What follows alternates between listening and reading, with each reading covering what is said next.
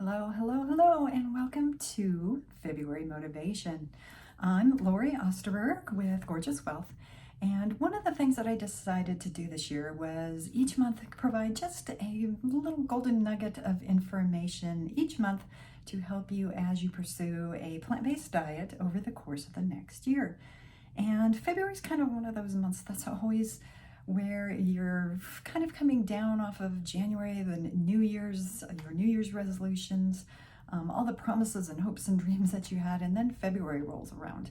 And especially, where I happen to live, we've just come down from an incredible ice storm, lots of ice that actually prevented us really from moving anywhere for over a week. So I know myself included, I get into this frame of mind of, I'm ready for spring, I'm ready for nicer weather, I'm ready for all these things, and yet it's February, so we still have to kind of move forward till the next level and, just wait for things to happen. So even if you have experienced bad weather, or depending on where you are in the world, we're moving into new seasons. We're just, kind of moving away from the whole holiday atmosphere and stuff.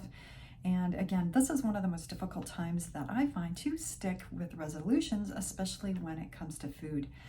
Because it's, let's face it, it's a time when, if it's cold or you're not sure what you want, just that good old fashioned, something that you've relied on for years just kind of falls back into play. And that can be really difficult if you're attempting to move into a plant-based lifestyle.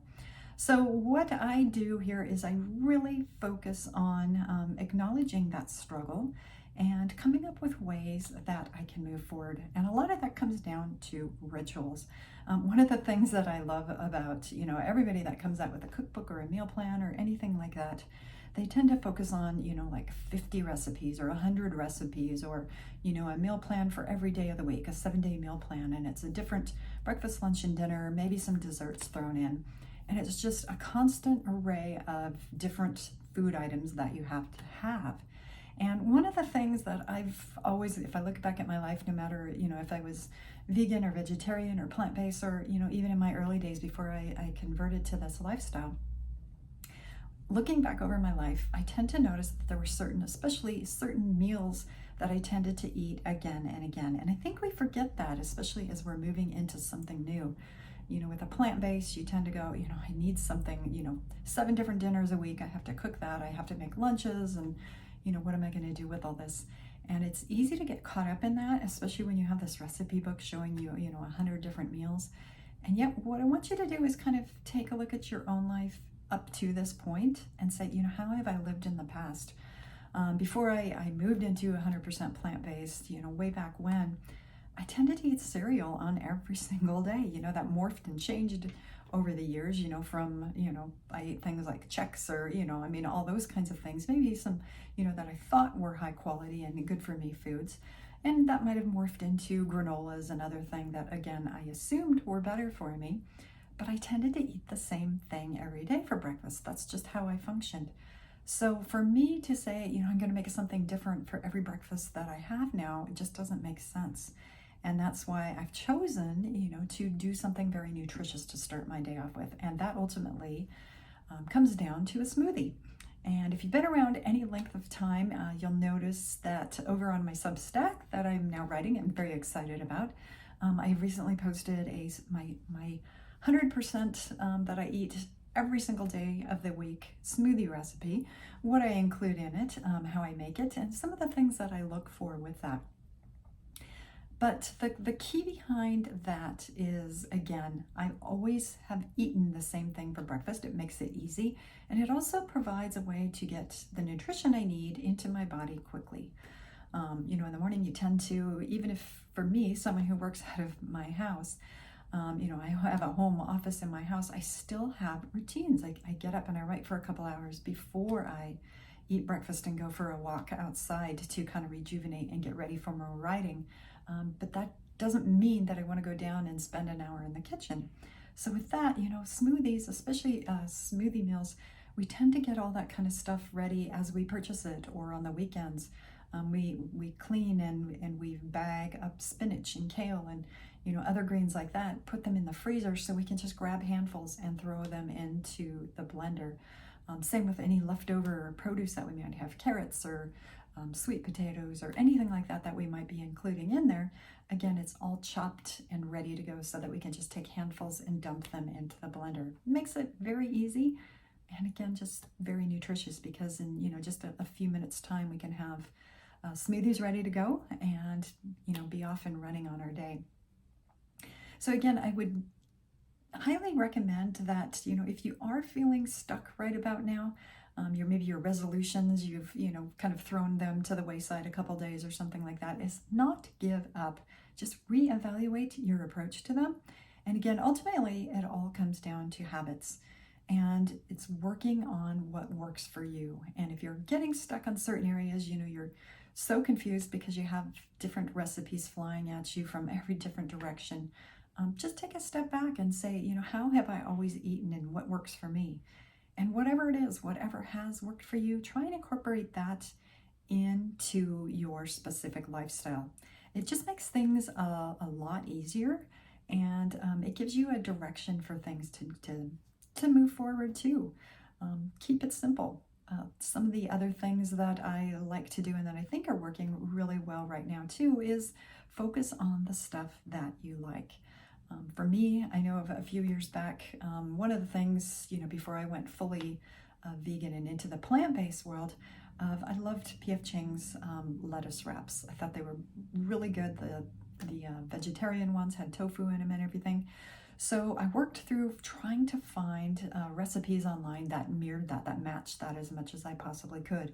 And then just with playing around and adding my own ingredients and coming up with some of my own ideas, I created something that I really enjoy. So again, now I keep that in the rotation of meal plans of dinner menu items that I use on a regular basis, and it works for me.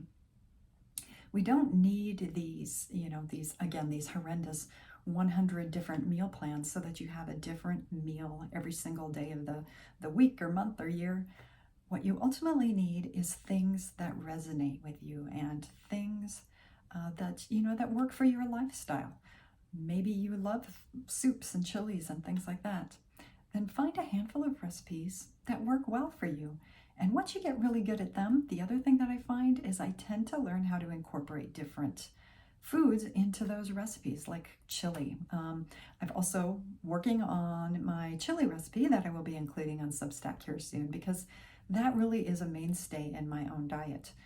We have used this chili recipe for years, and the thing that I like about it is it's a great base for my meal planning.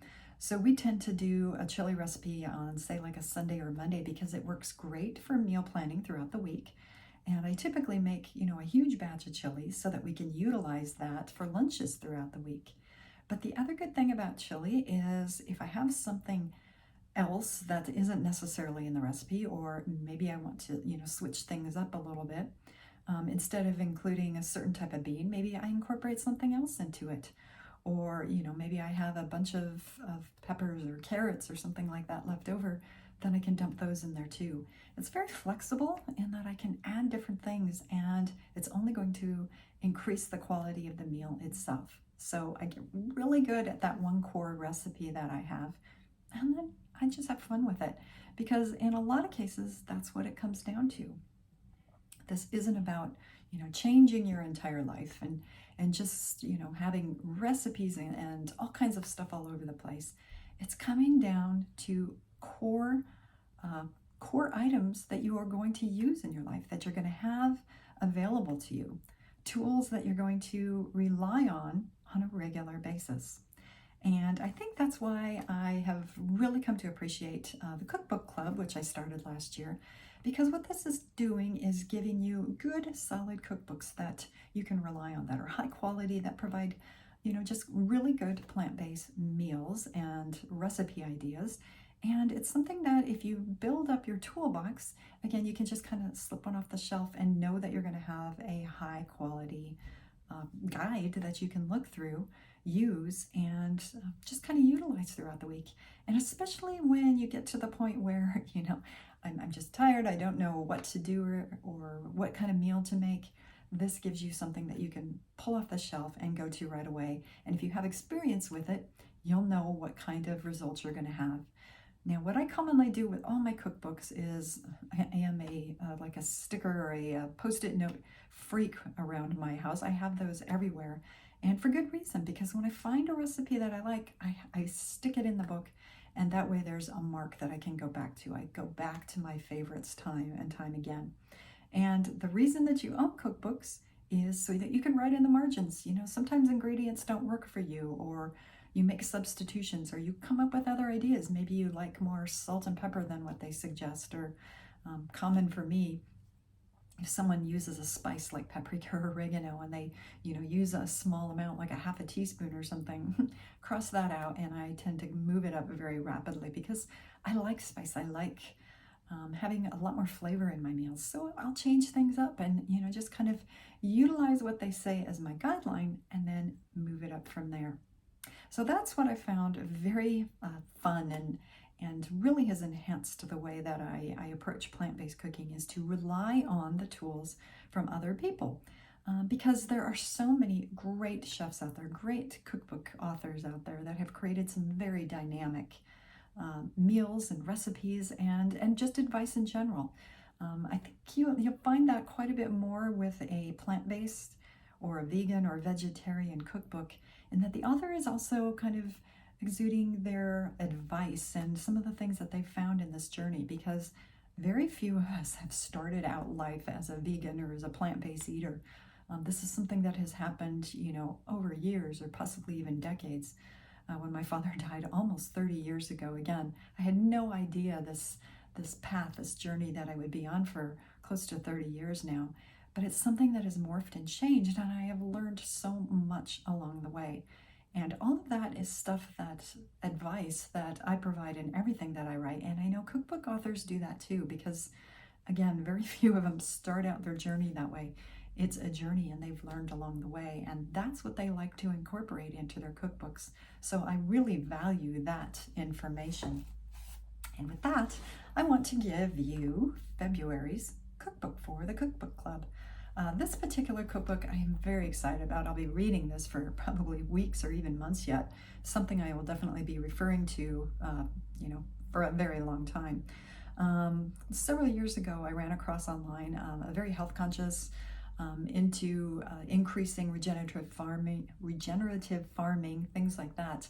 His name is Dr. Zach Bush, and I've just always appreciated his logic, the way he thinks, his talks, just his general his voice that he puts out to his audience. I've learned so much from him, and even to this day, when I get something from him that he's offering a new talk or a new class or something, I pay attention and I go to, or in some way, whether I do it live or do the follow-up video later on. I learn from him all the time. Again, he's someone that I've resonated with for quite a few years. So when he speaks, I listen, because I like his advice. So recently he met with a woman, Dr. Erica Siegel, and they had a wonderful conversation about food and life in general. And I really resonated with her as well. And just some of the things that she started talking about, again, I instantly perked up to. And one of them was that she was promoting her brand new cookbook. But it's more than a cookbook. It's right here. I actually got it on my iPad. It's called the Nourish Me Kitchen, and it's actually a 2-volume set. So she has 2 books in here. One of them is called The Essential Health Wisdom, and the other one is The Wholesome Everyday Recipes. So she took these 2, one that's a general guidance for nutritious living, for how you incorporate food and just overall wellness into your life, and then she combined that with some of her favorite recipes. It's huge. It's multi-hundreds of pages. So it's not something you're going to be sitting down and reading, in a very short time. But the thing that I've really come to appreciate about this, even, on my 30-year journey here, is, again, just looking at different ways of looking at life and how you incorporate these ideas into your life. And she has just, again, so much information, just a wealth of information. And again, I resonated with her message, and actually found out that she actually works and lives not too far from me, which was a coincidence that, again, just, kind of made everything kind of seal up and made me have to check out her book and see everything that she has to offer. But this particular book, again, is beyond just a cookbook, which is what I recommend on so many levels, because you're going to learn a lot from her too. So again, I will put all the links and everything for this, the Nourish Me Kitchen, whether you choose to get it in, hardback version or on the Kindle. This one, I love to take my Kindle with me and read, especially when I travel and stuff, and I like having this one available to me when I do that. Plus, she's got some great recipes, and if you followed me for any length of time, I travel a lot and always prefer to go with Airbnbs so that I can cook from home as opposed to, going out all the time. That's something that just appeals to me. So this is a great cookbook to bring along and have, simple recipes, simple, very good plant-based recipes available that I can cook from anywhere, literally in the world. So great cookbook, February choice that we are going to be cooking through. Again, I won't include any of her recipes or anything like that in for the next month as I talk about different things. But what I do want to focus on is using this as a tool, using this as a resource as you move through February, just to find some great meals that you can add to your own meal plan.